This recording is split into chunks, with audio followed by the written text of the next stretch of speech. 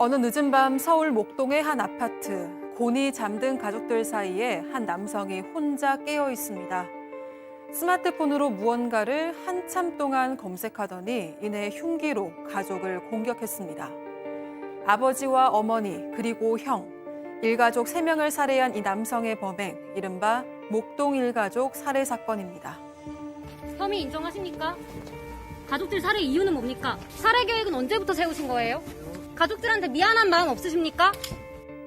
영장심사 출석 당시 침묵을 지켰던 이 남성. 그런데 재판 과정에서는 엽기적인 발언을 쏟아냈습니다. 반성은커녕 당당한 모습이었는데요. 어제 이 남성에 대한 선고가 있었습니다. 재판부는 어떤 판결을 내렸을까요? 좀 끔찍한 사건입니다. 지난 2월에 있었던 일이죠. 네, 지난 2월 10일에 이 김 씨가 서울 양천구의 한 아파트에서 흉기로 가족을 살해한 사건입니다. 이 범행을 벌인 뒤에 119에 직접 전화를 했습니다. 가족을 죽였다고 신고를 했고요. 경찰이 출동했을 때 이 김 씨의 부모와 형 등 3명 가족은 모두 숨져 있는 상태였습니다. 자, 정말 좀 진짜 그야말로 끔찍했던 사건인데 왜 그랬던 겁니까 도대체? 그렇습니다. 이 김 씨가 범행 동기에서는 이렇게 말하고 있는데요.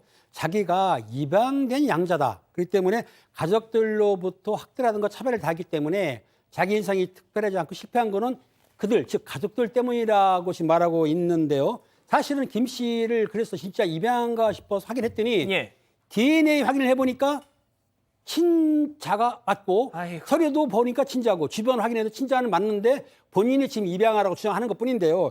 사실은 조사 과정에서 김 씨가 하는 말이 정신질환을 알고 있었다고 말을 했기 때문에 경찰에서 확인해 보니까 병원 진료 기록을 확인해 보니까는 사실적으로 정신질환을 앓은 적이 있는 거는 맞아요. 그러니까 정신질환이 있기 때문에 이런 행동을 했다고 하지만 그렇다 하더라도 자기 친부모, 형까지 살해한 아주 잔혹한 범죄인 것입니다.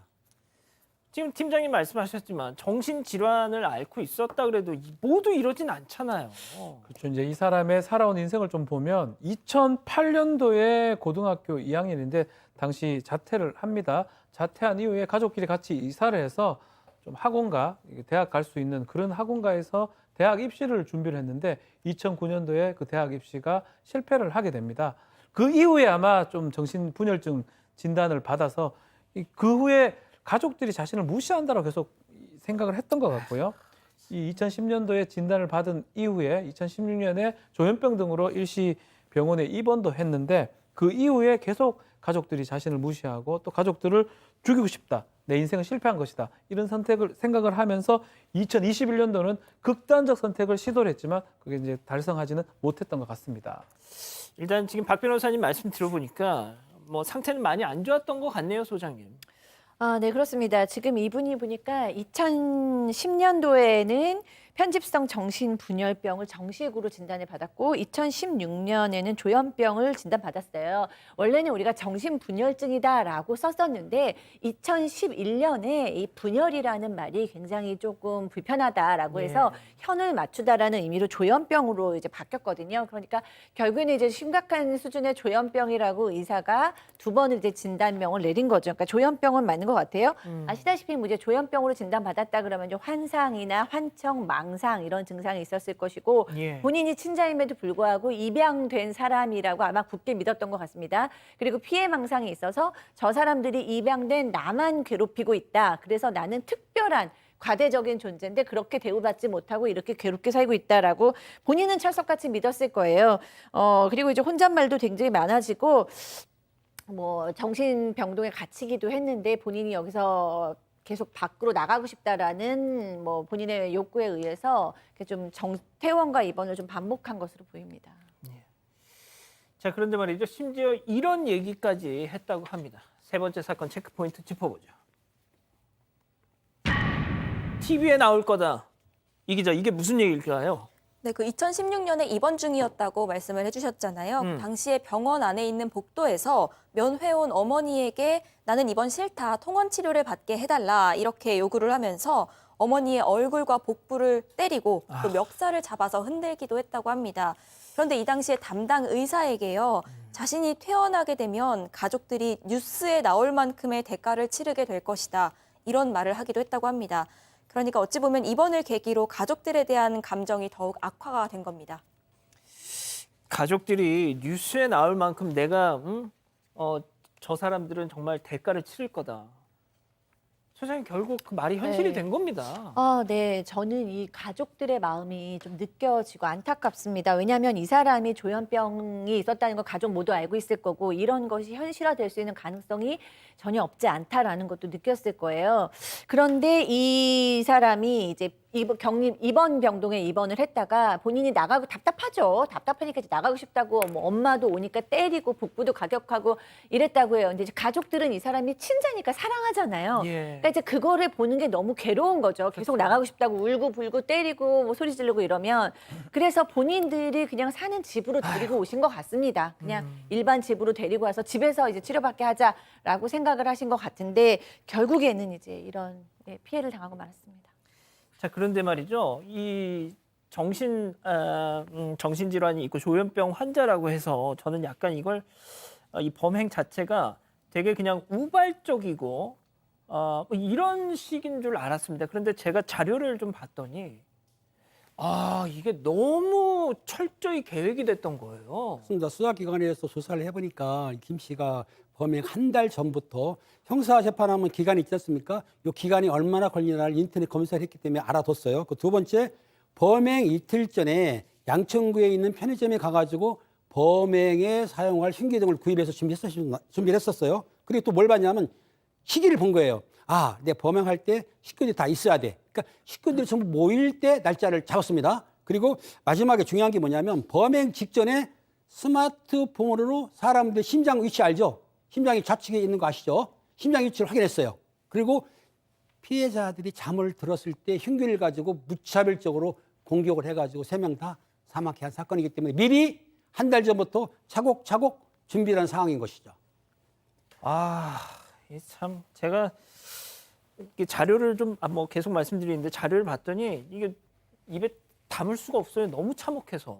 일단 재판이 시작이 됐죠. 네. 재판 과정에서도 상당히 좀 당황한 모습이 좀 연출이 됐는데 일단 첫 번째 형사재판에서 하는 게 인정신문을 합니다. 이건 인정하느냐 마느냐 이 부분을 묻는데 판사가 범행 사실을 인정하냐고 질문을 하니까 모두 다 인정한다라고 하면서 그러면 동기를 묻거든요. 이유는 뭐냐 하니까 신경을 내면서 다 말했어요! 라고 화를 냈다고 합니다.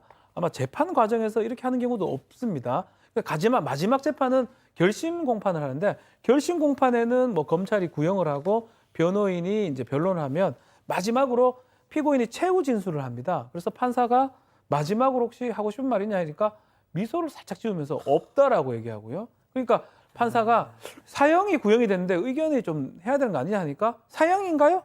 알겠습니다. 라고 했습니다.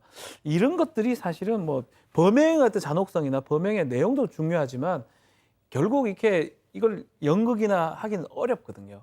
재판하는 과정에서 자신의 인생이 걸려있는 부분이기 때문에 최초 신문도 마찬가지고요. 특히 마지막 최후 진술에는 결국은 많은 얘기들을 하기 마련입니다. 특히 이런 중대 사건에서. 근데 저렇게 좀 당황하고 또 황당하게 이렇게 답변했던 게 이 사건에 좀 눈에 띄는 부분입니다. 제가 소장님께 마지막에 정리할 때 여쭤볼게요. 그래서 일단 재판부는 어떤 판단을 내렸습니까? 네, 일단 김모 씨는 앞서 존속 살해 및 살인 혐의로 구속 기소된 상태였고요. 이에 대해서 법원은 징역 35년을 선고했습니다. 이 법원은 김 씨가 범행 당시에 정신질환으로 심신미약 상태에 있었다고 판단을 했습니다. 이 재판부의 말을 들어보면 피고인은 오랜 기간 알아온 조현병의 영향에 의하여 심신미약 상태에서 이 사건 범행을 저지른 것으로 판단된다. 그러면서 범행 동기, 피고인이 가지고 있는 정신질환의 내용과 정도 등을 살펴보면 행위의 중대성을 오롯이 피고인 책임으로 귀속시키기는 어렵다. 이렇게 양형 이유를 밝혔습니다. 조현병을 가진 아들 그리고 그 동생을 평생 보살펴온 형. 조현병을 가진 아들을 보살펴온 부모님 그리고 그 동생을 보살펴온 형의 죽음에 대한 대가가 세 사람의 목숨값이 고작 35년형이다. 물론 정신질환 이런 병력에 대한 가만이 있었다고 하더라도 저는 솔직히 좀 고개가 갸우뚱해지는데 뭐 소장님, 네.